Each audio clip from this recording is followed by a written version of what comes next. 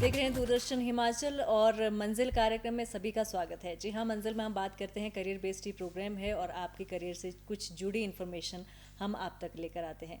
लेकिन किसी भी मंजिल तक पहुंचने के लिए बहुत ज़रूरी है कि आपकी शिक्षा कैसी है और किस तरह की शिक्षा हमें एक अच्छी मंजिल तक पहुंचा सकती है, यही आज हम बात करेंगे। क्योंकि आपने सुना होगा कि हिमाचल प्रदेश में भी जो है वो राष्ट्रीय शिक्षा की जो बात हो रही है वो चेंज कुछ होने वाले हैं इसमें, और राष्ट्रीय शिक्षा नीति की हम बात करने वाले हैं इस मंजिल कार्यक्रम में, और बहुत जल्दी ही हिमाचल में भी लागू होने वाले हैं जो हमारी नेशनल एजुकेशन पॉलिसी है। तो इसी बारे में आज हम बात करेंगे। हमारे आज के जो गेस्ट हैं उनसे हम आपकी मुलाकात करवाते हैं। वो है प्रोफेसर विक्रम सिंह राणा जी, जो कि शिक्षाविद है। आपका बहुत बहुत स्वागत हमारे इस कार्यक्रम में जी। तो विक्रम जी, सबसे पहले तो यही आपसे जानना चाहते हैं कि एजुकेशन जो हर फील्ड की जब हम बात करते हैं तो क्यों ज़रूरी है, क्या रोल है हमारी लाइफ में एजुकेशन का, क्योंकि शिक्षा हर मायने में किस तरह से इम्पोर्टेंट है। अंजना जी, मैं सबसे पहले तो मैं आपके सभी दर्शकों को मैं नमस्कार करता हूँ जी, और शुक्रिया अदा करता हूँ आपका कि आपने मुझे दूसरी बार अपने स्टूडियो में आने का एक मुझे अपॉर्चुनिटी दी। So really thank you for this process. जी, अंजना जी, मुझे लगता है कि शिक्षा और स्वास्थ्य ये दो एक ऐसे पैरामीटर हैं, और अगर दूसरे शब्दों में कहूँ तो ये सामाजिक आईना है जी, जो किसी भी समाज की जो प्रोग्रेस है वो बताते हैं। बिल्कुल। आप शिक्षित हैं, आपका शिक्षा का स्टैंडर्ड क्या है, आपका हेल्थ स्टैंडर्ड क्या है, ये दोनों बहुत इंपॉर्टेंट एसेंशियल पैरामीटर हैं जी, जिसे बेस मानकर हम कह सकते हैं कि समाज किस तरफ जा रहा है, वो देश किस तरफ जा रहा है और वो राष्ट्र किस तरफ जा रहा है।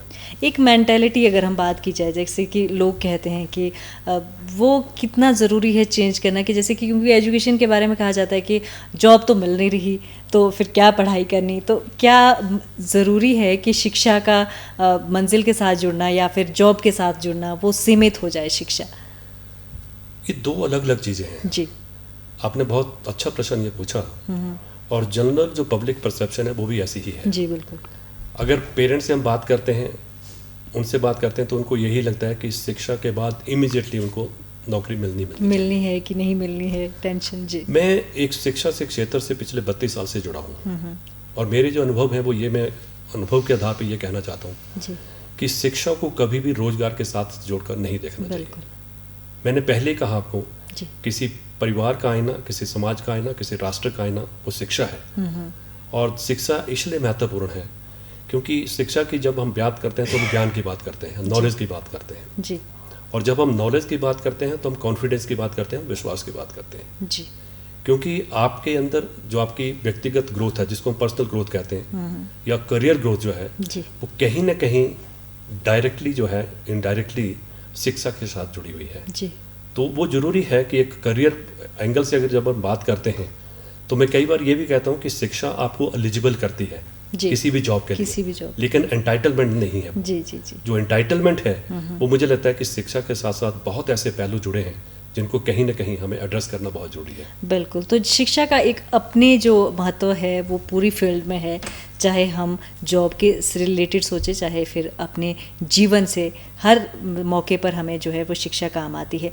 चलिए आज के विषय पर हम आते हैं। तो राष्ट्रीय जब हम शिक्षा नीति की बात कर रहे हैं, हिमाचल में बहुत उथल पुथल है आज के समय में कि शिक्षा में कुछ चेंजेस आने वाले हैं। तो क्या है ये जो राष्ट्रीय शिक्षा नीति है, इसके बारे में पहले जानना चाहते हैं। देखिए, जब कोई नई इंडक्शन होती है, जी, मैं तो कहता हूँ शिक्षा की बात को छोड़ के किसी भी आप पहलू की बात कर लीजिए, एक नई चीज़ जब पहली बार होती है तो वो कहीं ना कहीं लोगों को परेशानी तो लगती है कि ये हो सकता है कि इसके रिजल्ट क्या होंगे जी, और जी, आने वाले दिनों के अंदर परिणाम क्या होंगे। बट ये जो न्यू एजुकेशन पॉलिसी है, ये मेरे हिसाब से एक बहुत बड़ा रेवोल्यूशनरी स्टेप है। जी, आपको शायद ज्ञात होगा कि जो पहली जो शिक्षा नीति थी वो लगभग 1968 की अगर हम बात करें, जी, जी, जी, फिर 86 में इसका रिवीजन हुआ, 92 में भी इसका रिवीजन हुआ, लेकिन 2020 की जो एक शिक्षा जो नीति है, ये एक बहुत ही महत्वपूर्ण स्टेप है। ये जी, महत्वपूर्ण इसलिए मानता हूँ क्योंकि देखिए कि आज हम ग्लोबल मार्केट के अंदर रह रहे हैं। जी, आज हम ग्लोबल सिटीजन की बात करते हैं, ग्लोबलाइजेशन की बात हम करते हैं, जी, तो हम सीमित नहीं कर सकते इसको। तो जब हम ग्लोबलाइजेशन की बात करते हैं तो हमारी जो शिक्षा है वो भी ग्लोबल एक पर्सपेक्टिव के साथ उसके साथ बात करनी पड़ेगी, जी, इसलिए ये महत्वपूर्ण हो गई है। जी, अगर मैं कंपैरिजन करूं शिक्षा पहले की और अब की, देखिए क्योंकि हम तो पहले वाले शिक्षा का हिस्सा हैं, बिल्कुल, बिल्कुल। जब हमारी जो शिक्षा हुई थी जी, और अब की जो मैं शिक्षा नीति की जो अभी न्यू एजुकेशन पॉलिसी जो आने वाली है 2022 और 23 का, जो मुझे लगता है कि पहला बैच इसमें से स्टार्ट होगा, जी, तो उसमें जो फ़र्क, जो मैं मोटा मोटा फ़र्क देखता हूँ वो ये देखता हूँ कि एक ग्लोबल पर्सपेक्टिव वाली शिक्षा है ये। उसमें एक क्रिटिकल थिंकिंग वहाँ पे हम देखा करते हैं, जी, एक एथिकल रीजनिंग की हम बात करते हैं, जी, और अगर एक ग्लोबल पर्सपेक्टिव में अपन जो देखते हैं तो ये चीज़ें बहुत ज़रूरी हैं जी। उसमें, इनोवेशन बहुत जी, आपको यहीं रोकना चाहती हूँ क्योंकि जब हम सिलेबस की बात कर रहे हैं तो हमने भी पढ़ा है इसके बारे में कि क्रिटिकल थिंकिंग की इसमें ज़्यादा जो फोकस रखा गया है, तो इसके बारे में जानना चाहते हैं आपसे। देखिए, ये एक बहुत महत्वपूर्ण हिस्सा है ये एजुकेशन का, जी, जी, क्योंकि जिस शिक्षा के अंदर संस्कार नहीं होंगे, जी, जिस शिक्षा के अंदर एक क्रिटिकल मोड नहीं होगा, जी, वो शिक्षा नहीं मानी जाएगी। जी, जी, जी, क्योंकि चीज़ों को एक्सेप्ट करना एज इट इज़, ये बहुत घातक, इसके जो परिणाम है वो बहुत घातक हो सकते हैं आने वाले दिनों के अंदर। जी, जी, जी, तो यहाँ पे इसलिए इस इशू को एड्रेस किया है कि हमें चीज़ों को एक्सेप्ट करना है और कैसे करना है। जी, एक क्रिटिकल माइंड डजंट मीन कि आपको हर चीज़ को क्रिटिसाइज करना है। जी, बहुत सारे लोग शायद इस एंगल से इसको क्रिटिकली सोचना सोच जरूर। जी, क्रिटिकल सोच जो है वो सोच है कि जब भी आपके साथ कोई बात की जाती है किसी भी पर्सपेक्टिव के ऊपर, जी, तो आप उसको एक्सेप्ट नहीं करेंगे, जी, उसको एक्सेप्ट कुछ समय बाद करेंगे, उसके अपना माइंड अप्लाई करेंगे, जी, जो एक क्रिटिकल नोट होगा उसके साथ आप एप्लीकेशन करेंगे, जी, तब जाके वो सही संदर्भ में बात की जा सकती है। जी। तो क्रिटिकल थिंकिंग का मतलब सीधा सा यही है कि चीज़ों को एक्सेप्ट करो बट एक रैशनल बिहेवियर के साथ। जी, तो क्या विज़न लेकर चल रही है जो राष्ट्रीय शिक्षा नीति है, इसका विज़न क्या है या फिर फोकस क्या है जो मेनली रखा गया है? देखिए जी, मुझे तो लगता है कि इसमें जो 4 या 5 बहुत महत्वपूर्ण जो बिंदु हैं, क्योंकि अगर मैं बात करूं शिक्षा की, तो मैं शिक्षा को जोड़ता हूं डिसीजन मेकिंग प्रोसेस के साथ, जी, निर्णय लेने की शक्ति। मैंने पहले भी कहा था कि अगर हम रोट लर्निंग को अगर डिस्करेज कर रहे हैं तो इसका मतलब क्या है? जी, इसका मतलब है कि एक मेजर शिफ्ट कहाँ जा रही है। जी, आप देखिए कि अगर एक शिक्षित आदमी अगर डिसीजन नहीं ले पाता, निर्णय लेने की उसमें शक्ति नहीं है, जी, तो उस शिक्षा का क्या फ़ायदा है? बिल्कुल। दूसरी मैं बात करूंगा पॉजिटिव एटीट्यूड की, सकारात्मक सोच जिसको हम कह सकते हैं। जी, इस शिक्षा के अंदर उसके बारे में भी बहुत बातचीत हुई है। क्योंकि देखिए कि कोई भी समाज जब प्रोग्रेस करता है, कोई भी कंट्री के अंदर जब ट्रांसफॉर्मेशन होती है, जी, तो उसमें बहुत बड़ा रोल जो होता है वो सकारात्मक सोच का होता है। बिल्कुल। आपके पास जब सुबह उठते हैं तो 2 चॉइसेस आपके सामने हैं। जी, एक चॉइस तो ये है कि जैसे चल रहा है वैसे चलने दो, चलने दो। जी, और दूसरी चॉइस ये भी है कि कुछ उसमें कंट्रीब्यूट करने का प्रयास करें, जी। कुछ उसमें बदलने का प्रयास नया करें। करने की और कोशिश। जब आप नया करने की कोशिश करते हैं तो आपका जो एक पॉजिटिव एंगल है, पॉजिटिव एटीट्यूड है आपके व्यक्तित्व के अंदर, जी, वो बाहर आ जाता है। जी, तो वो शिक्षा, इस शिक्षा नीति के ऊपर, उसके ऊपर भी बहुत सारा हुआ है। जी। सबसे ज़्यादा फ़ायदा जो होने वाला है इस एजुकेशन पॉलिसी का, वो स्टूडेंट्स की हम साथ बात करेंगे, क्योंकि बच्चों पे क्या प्रभाव होने वाला है, बच्चों के लिए किस तरह फ़ायदेमंद है ये, और कितना चेंजेस उनको नज़र आएंगे। क्योंकि अभी तक जो बच्चे पढ़ रहे हैं तो वो क्या देखेंगे कि कैसे चेंज ये नीति हो रही है। देखिए, आपने अगर इसका स्ट्रक्चर देखा होगा, जी। जैसे इसकी रीस्ट्रक्चरिंग कैसे हुई है। जी, रीस्ट्रक्चरिंग 5+3+3+4। जी, बिल्कुल। 4। तो आप देखेंगे जी। कि पहले क्या हुआ करता था कि बच्चे को बहुत जल्दी हम एक्सपोजर किस चीज़ का दे देते हैं।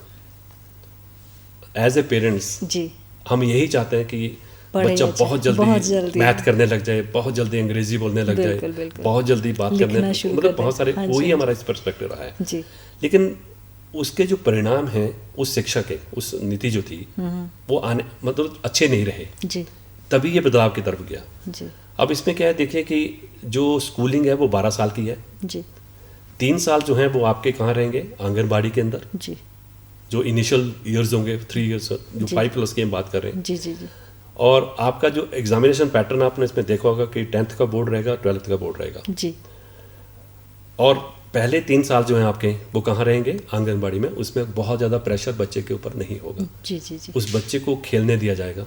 उस बच्चे का एक आने वाले दिनों के अंदर हम कहाँ देखना चाहते हैं उसको, जी। उसके ऊपर नज़र रहेगी। नजर है। और उसके बाद जाके उसके साथ हम सब्जेक्ट की बात करेंगे, जी। उसके बाद हम बैठ के जाके उससे शिक्षा की बात करेंगे। जी, और इस तरह से ये डिवाइड होता है। डिवाइड इसीलिए डिवाइड इसका जो सीधा साधा जो मेरे लगता है कि महत्व है वो यही है कि बच्चों को जो ग्रोथ होगी, जो बच्चे की ग्रोथ होगी वो होलिस्टिक तरीके से हो जाएगी जी। और यही आज के दिन की मुझे लगता है कि ज़रूरत है कि holistic development has to be there. एक जो बर्डन रहता है, क्योंकि मोस्टली जब हम देखते हैं बच्चों पे बैग का बर्डन है, बुक्स का बर्डन है, सिलेबस का बर्डन है, तो क्या इसमें भी कुछ चेंजेस आने वाले हैं? क्योंकि ये बहुत ज़रूरी है, जो बच्चों की टेंशन बनी हुई है। मैंने कहा ना, पहले जो 3 साल है उसमें बैग होना ही नहीं है जी जी, उसमें कोई सब्जेक्ट होना ही नहीं है। तो आप सोच सकते हैं कि पहले 3 साल जब बच्चा आंगनबाड़ी के अंदर जाएगा जी या इस तरह के जो प्रोसेस स्टार्ट करने वाली है सरकार, उसके अंदर जाएगा जी तो निश्चित रूप से अगर बिना मैथ के, बिना इंग्लिश के वो वहाँ पे जा रहा है जी तो उसको एक पूरा एक ग्रो होने का मौका मिल रहा है, बर्डन नहीं रहेगा। जी तो 3 साल वो बहुत है कि बर्डन नहीं रहेगा। जी। आपने बात की 4 स्टेजेस की, जैसे कि 5 3 3 जी, तो इसमें किस तरह से चेंज आता जाएगा? क्योंकि बच्चे की, जैसे कि आपने फर्स्ट 5 इयर्स की बात की, तो उसके बाद किस तरह से चेंज उसको किया जाएगा? क्या स्किल्ड एजुकेशन पे ज़्यादा जोर दिया जाएगा?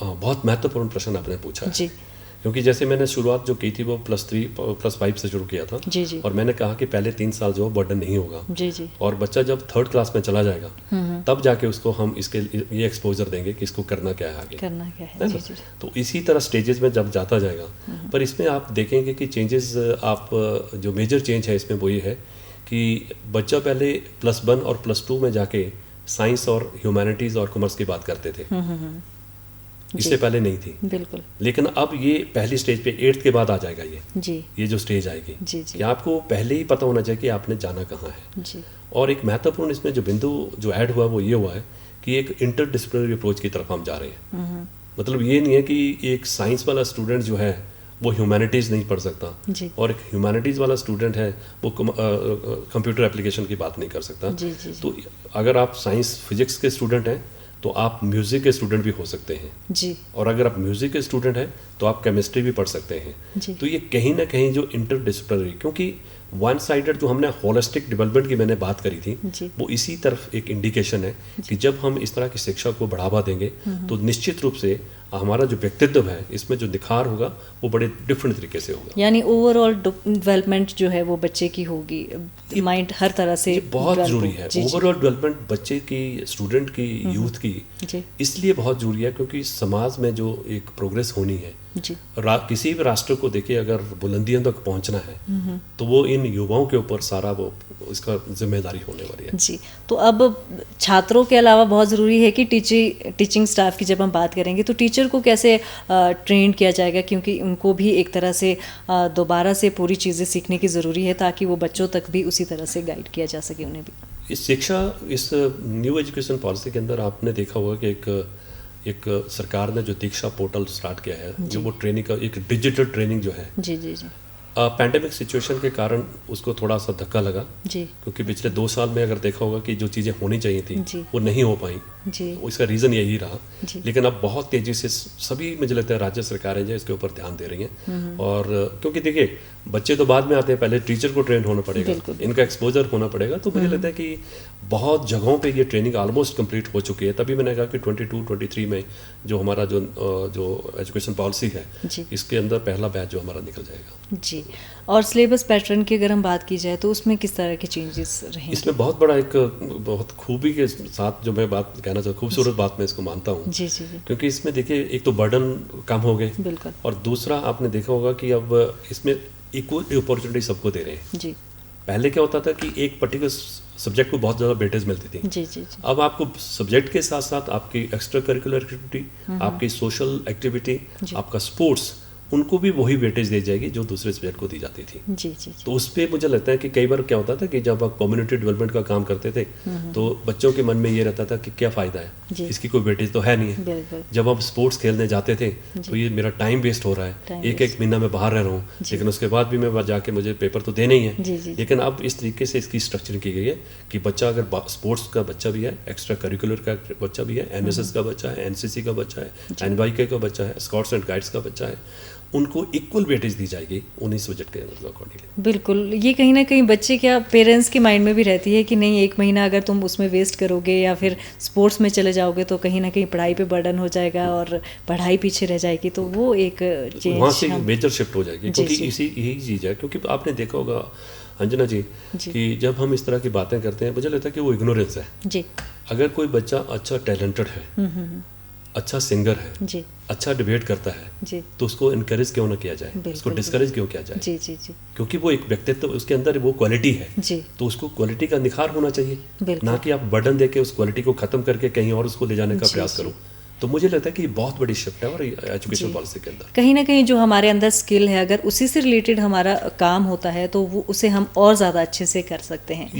हाँ, और जी। इसका पूरा इस एजुकेशन पॉलिसी के अंदर ध्यान रखा गया है। जी आपने देखा होगा कि वोकेशनल एजुकेशन स्किल वाली जो बात है जी वो इक्वल उसको वहाँ पे वेटेज दी जा रही है। जी, हमने कुछ इसमें लैंग्वेज के बारे में भी पढ़ा था कि जो फर्स्ट 5 इयर्स है उसमें आपकी मदर टंग को भी ध्यान में रखा जाएगा, मातृभाषा या फिर क्षेत्रीय भाषा या फिर विदेशी भाषा का इसमें कब प्रयोग होगा, इसके बारे में थोड़ा सा बताएं। देखिए ये महत्वपूर्ण प्रश्न है आपका फिर एक बार, जी क्योंकि भारत जो है वो देखिए कि हर मेरे जो लगता है कि 50 से 60 किलोमीटर के अंदर जो भाषा है वो बदल जाती है, बिल्कुल। लेकिन यही तो खूबी है भारत की। जी जी जी बहुत सारी भाषाएं बोली जाती हैं, जी बहुत सारी बोलियां बोली जाती हैं, बहुत सारी हमारी जो डिफरेंट कल्चर्स हैं, जी लेकिन इसमें ये आप देखा होगा कि न्यू एजुकेशन पॉलिसी के अंदर कोई आपको इम्पोज लैंग्वेज नहीं है। जी अगर आप तमिल में पढ़ना चाहते हैं पहले आपको कोई खुली छूट है उसमें, जी ऐसा नहीं है कि आपको नहीं है। जी अगर आप मलयालम में पढ़ना चाहते हैं, आप पंजाबी में पढ़ना चाहते हैं, आप किसी और लैंग्वेज में पढ़ना चाहते हैं, उसकी खुली छूट दी गई है। जी और ये इसलिए छूट दी गई है क्योंकि देखिए कि हमारा जो एक ओरिजिनल थॉट प्रोसेस है, कई बार क्या होता है कि जो चीज़ें आप एक्सप्रेस अपनी मातृभाषा में कर सकते हैं वो दूसरी लैंग्वेज में नहीं कर पाते हैं, तो आपका थॉट प्रोसेस दबा रह जाता है। आप कहना चाहते हैं बहुत कुछ, जी जी लेकिन वो कहने के लिए माध्यम नहीं है, जी उस लैंग्वेज में आपकी मास्टरी नहीं है, जी तो आप चुप करके बैठे रहते हैं। जी तो इसलिए सरकार ने सोचा कि क्यों ना उन ओरिजिनल थिंकिंग को डेवलप किया जाए, जी। उन बच्चों को मौका दिया जाए कि वो अपनी मातृभाषा में बात करें। जी। और आपको मतलब आप हैरान होंगे कि ये प्रयोग जब शुरू हुआ तो आप इसमें बहुत सारे ऐसे बच्चे आगे आ रहे हैं जी जो हम सोच भी नहीं सकते थे कि ये इस तरह की कंट्रीब्यूशन कर सकते हैं सारे प्रोसेस जी जी जी। तो यही जैसे कि आपने कहा कि पहले की जो एजुकेशन पॉलिसी है उसमें मेन फोकस था कि व्हाट यू थिंक, अब है कि हाउ टू थिंक, किस तरह से हमें सोचना है। तो इसमें किस तरह की चेंजेस आप देखते हैं? मैंने जैसे पहले भी बात करी कि पहले और अब में फ़र्क ये है कि एक डिसीजन मेकिंग प्रोसेस के ऊपर जोर दिया जा रहा है, जी आपकी सकारात्मक सोच के ऊपर जोर दिया जा रहा है, जी आपकी इंटरपर्सनल रिलेशनशिप कैसे होने चाहिए जी ये बहुत ज़रूरी है, आपकी क्रिएटिविटी कैसे होनी चाहिए ये बहुत ज़रूरी है, जी आपका सेल्फ रिस्पेक्ट कैसे होना चाहिए, सेल्फ एस्टीम की हम बात करते हैं इसमें, जी क्योंकि ये मतलब व्यक्तित्व के वो पहलू हैं जिनको हम छोड़ नहीं सकते हैं। जी अब हम इंटरपर्सनल रिलेशनशिप की बात करते हैं। देखिए हम सामाजिक प्राणी हैं, समाज के अंदर हम रहते हैं, बिल्कुल घर के अंदर रहते हैं, दूसरे लोगों के साथ रोज मिलते हैं। अगर मेरा व्यवहार उनके साथ ठीक नहीं है जी और एजुकेशन उसको एड्रेस नहीं कर रही है तो कमी तो है फिर, जी तो फोकस कहाँ होना चाहिए था। इसीलिए तो मैंने कहा ना जी, कि जी। अगर आप डिसीजन मेकर अच्छे नहीं हैं तो आप अच्छे पेरेंट्स भी नहीं हो सकते, बिल्कुल आप अच्छे टीचर भी नहीं बन सकते, आप अच्छे ब्यूरोक्रेट्स भी बन सकते हैं, आप अच्छे पॉलिटिशियन भी बन सकते हैं, जी। क्योंकि ये इस चीज़ के ऊपर बहुत ज़्यादा ध्यान रखना पड़ेगा। एक जो माइंड में आता है, विक्रम जी आपसे जानना चाहते हैं, क्योंकि एजुकेशन के डिपार्टमेंट से आप बहुत सालों से जुड़े हैं तो वो भी हम बात करेंगे, लेकिन बच्चों के जब हम देखा जाता है आज के फ़र्क जो एजुकेशन में, तो बच्चा कहीं ना कहीं समाज से कटता जा रहा है और वो बर्डन कहीं ना कहीं एजुकेशन का ही है कि वो किताबों में ही सीमित रह जाता है और वो किताबों की जो एजुकेशन है वो किताबी कीड़ा जो हम कहा जाता है वो भी कहीं ना कहीं बहुत सारे बच्चे बनते जा रहे हैं। तो क्या ये आगे फ़ायदेमंद होने वाला है इसके लिए? इसी चीज़ को तो ध्यान में रखा गया जी जी क्योंकि मैंने शुरू में कहा था जो रोट लर्निंग है, रोट लर्निंग क्या होता है जिसको हम देसी भाषा में कह सकते हैं कि रट्टा मारना। जी जी जी, रट्टा मार के बिल्कुल पास 5 क्वेश्चन कर लिए, जी जी नंबर आ गए, आपका सर्टिफिकेट आ गया, आप शिक्षित हो गए। जी इसी चीज़ को तो डिस्करेज करना है। वो जो मैं क्रिटिकल थिंकिंग की बात करी मैंने, जी जो इनोवेशन की मैंने बात करी, मैंने ग्लोबल पर्सपेक्टिव पे बात करी, वो इसलिए मैंने करी थी क्योंकि इन चीज़ों का परिवेश जो है वो न्यू एजुकेशन पॉलिसी के अंदर होने वाला है। जी, तो हिमाचल में आप क्या देखते हैं? आप अपने बारे में भी बताएं कि कितने टाइम से आप एजुकेशन डिपार्टमेंट से जुड़े हैं और किस तरह की चेंजेस अब आपको देखने को मिलेंगे और इसमें आप क्या विस्तार देखते हैं आगे? अंजना जी, मैं पिछले लगभग 32 साल से एजुकेशन डिपार्टमेंट से जुड़ा हूँ। जी जी। और इनिशियल लेवल पे इस एजुकेशन पॉलिसी फ्रेम का मैं हिस्सा भी रहा हूँ जी। और मैं आपको बता दूं जो बात हम पहले नहीं कर पाए जी। कि ये पहली ऐसी एजुकेशन पॉलिसी मैंने देखी है जो बॉटम टू टॉप जा रही है। जी। पहले क्या हुआ करता था कि बंद कमरों में पॉलिसी बनती थी और वो हम उसको इम्प्लीमेंटेशन में ले आते थे। जी जी जी। पहली बार ऐसे हुआ कि हमने पंचायत लेवल पे वर्कशॉप करी। जी। पहली बार ऐसा हुआ कि जिला परिषद मेंबर वहाँ पे आए। पहली बार ऐसा हुआ कि जो पेरेंट्स थे उनको हमने इन्वॉल्व किया और पूछा उनसे कि किस तरह की शिक्षा आप बच्चों को देना चाहते हैं या चाहते हैं कि सरकार ये करे। बहुत एक लोअर लेवल से होता हुआ प्रोसेस टॉप लेवल तक की आएगी। जी जी जी। तो इसका मतलब सीधा सा है कि आप सोच सकते हैं कि ये जो शिक्षा नीति है ये कितनी प्रभावकारी बनने वाली है, क्योंकि इसमें पेरेंट्स को भी इन्वॉल्व किया। अब पेरेंट्स को पता है कि नई एजुकेशन पॉलिसी में क्या मिलने वाला है। जी जी। इसी तरह टीचर्स को इन्वॉल्व किया। इसी तरह हमारा जो पंचायती जो लोग हैं, जो जिला परिषद के मेंबर हैं, प्रधान हैं, सरपंच हैं, उन सबको इन्वॉल्व किया गया और उसके बाद ये ऊपर जाती गई, उन प्रोसेसेस को लेता गया और जो पॉइंट अच्छे थे उनको हम लेते गए। जी, कहीं ना कहीं तो छान के ये जो चीज़ आई है, बिल्कुल आप बोल सकते हैं छान के वहाँ पे पहुंची है और इसके दूरगामी परिणाम मुझे लगता है बहुत अच्छे होने वाले हैं। मुझे लगता है कि आने वाले दिनों के अंदर जिस ट्रांसफॉर्मेशन की हम बात कर रहे हैं, जिस बदलाव की हम बात करना चाहते हैं और राष्ट्र को कहाँ हम देखना चाहते हैं, इस सारे के सारे पहलू मुझे लगता है इसके जो आंसर है वो वहाँ पे है। जी, अब हम बात करेंगे क्योंकि कहीं ना कहीं पहले जब बच्चा पढ़ता है 10th की मतलब +2 फिर एजुकेशन की बात होती है तो बहुत समय बाद फिर वो सोचता है कि मुझे इस चीज़ का प्रशिक्षण अब लेना है। तो प्रशिक्षण को इसमें कितना महत्व दिया गया है? देखिए, वोकेशनल और प्रैक्टिकल यही तो इसकी सबसे बड़ी खूबी है। जी, मतलब हम प्रैक्टिकल नॉलेज के साथ बच्चे को बाहर भेज रहे हैं। जी, हम बच्चा जब ग्रेजुएट हो जाएगा तो उसको पता है उसके कहाँ जाना है, उसको कहाँ लिंक करना है। जी। पहले क्या था कि ग्रेजुएशन उसके बाद वोकेशन, जी, मतलब साथ में नहीं चलते थे। साथ में नहीं चलते। अब इस बार क्या होगा कि ये चीज़ें जो वो साथ में चलती जाएंगी। जी। मतलब बाय द टाइम एक जो यूथ है, एक जो बच्चा है, वो अपनी ग्रेजुएशन पूरी करेगा, उसको पता होगा कि उसने पहले क्या किया हुआ है, उसकी लिंकेज पहले ही हो चुकी होगी। जी। स्किल वाला जो इशू है वो यही है। ये वोकेशनल वाला जो इशू है वो यही है कि बच्चे को हम पहले पहचान लेंगे कि बच्चे का जो किस तरफ वो जाना चाहता है, इंटरेस्ट क्या है उसके। जी, तो उसी तरफ उसको हम भेजने का प्रयास करेंगे। और नई जो न्यू एजुकेशन पॉलिसी है उसमें इसको बहुत अच्छे तरीके से एड्रेस किया गया है। जी, और आगे मतलब क्या आप अपनी नज़र से जो है आने वाले दिनों में क्या भविष्य देखते हैं छात्रों का? देखिए एजुकेशन पॉलिसी के साथ मुझे लगता है कि छात्रों के साथ साथ जो एक चिंता का विषय उनके पेरेंट्स के लिए बना है। जी। तो मैं उनको भी निवेदन ये करना चाहता हूँ कि एजुकेशन को एक तो जॉब के साथ जोड़ने का प्रयास मत करिए। जी। क्योंकि एजुकेशन जो है वो मुझे लगता है कि एक अच्छी एजुकेशन की अगर हम बात करते हैं तो उसमें नैतिक मूल्यों का परिवेश होना बहुत जरूरी है। और क्योंकि अगर नैतिकता उसमें नहीं है, संस्कार उसमें नहीं है, जी जी, नौकरी करेंगे क्यों नहीं करेंगे? ऐसे बेला तो कोई भी नहीं बैठता। बिल्कुल, ऐसा तो नहीं है ना। जी जी जी। लेकिन जो इनिशियल ईयर्स हैं उसमें जिस तरीके की ग्रोथ बच्चे की होनी चाहिए, मुझे लगता है कि पेरेंट्स को भी ये बड़ा ध्यान देना पड़ेगा। क्योंकि हम एक ही तरह की ग्रोथ ना करें, फिर बाद में हम रोते हैं कि बच्चा जो है वो सेंसिटिव, कहते हैं ना, संवेदनहीन है, संवेदनशील नहीं है। तो उसको संवेदनशील बनने दीजिए पहले। जी जी जी। अगर संवेदनशील बनाएंगे तभी तो बनेगा वो। संवेदनहीनता की तरफ तो हम उसको धकेलने का प्रयास करते हैं। हम उसको, ठीक है, डॉक्टर बनाना है, इंजीनियर बनाना है, लेकिन एक और भी चीज़ है कि उसमें वो नैतिक गुण हैं कि नहीं है, मोरालिटी है कि नहीं है, वो एथिक्स है कि नहीं है, क्योंकि अल्टीमेटली वो उसको पे करने वाली है। तो मुझे लगता है कि पेरेंट्स को ये एक कलेक्टिव एक हमारे एफर्ट्स होने चाहिए। देखिए, एक टीचर के ऊपर डिपेंड मत हो जाइए आप। बिल्कुल। हम ये कहें कि टीचर ही सब कुछ कर देगा, that is not going to happen. ये पेरेंट्स की भी उतनी जिम्मेदारी है, टीचर्स की भी जिम्मेदारी है। एक कलेक्टिव रिस्पॉन्सिबिलिटी मुझे लगता है कि इस देश के लोगों की है कि जब हम कलेक्टिव होकर इस तरह के डिसीजन लेंगे जब हम कलेक्टिव होकर इस तरह के प्रोसेस में जाने का प्रयास करेंगे, निश्चित रूप से मुझे लगता है कि आने वाले दिनों के अंदर जो यूथ हम देखना चाहते हैं समाज के अंदर, उसी तरह का यूथ हमें मिलेगा। बिल्कुल, कहीं ना कहीं फ्री बच्चे को रखना बहुत ज़रूरी है कि वो बर्डन फ्री रहे और पेरेंट्स भी बर्डन फ्री रहे कि लेट हिम थिंक कि क्या वो करना चाहता है, किस तरह से वो करना चाहता है। वो अपॉर्चुनिटी तो देखिए हमें देनी पड़ेगी। जी जी, वो एक ठीक है, एक कई बार एज ए पेरेंट्स हम सोचते हैं कि एक सिक्योरिटी पॉइंट ऑफ व्यू से सोचते हैं कि बच्चे का भविष्य क्या होगा। देखिए भविष्य तो तय हो चुका है। बिल्कुल, मैं तो डिटर्मिनेशन में बिलीव करने वाला हूँ।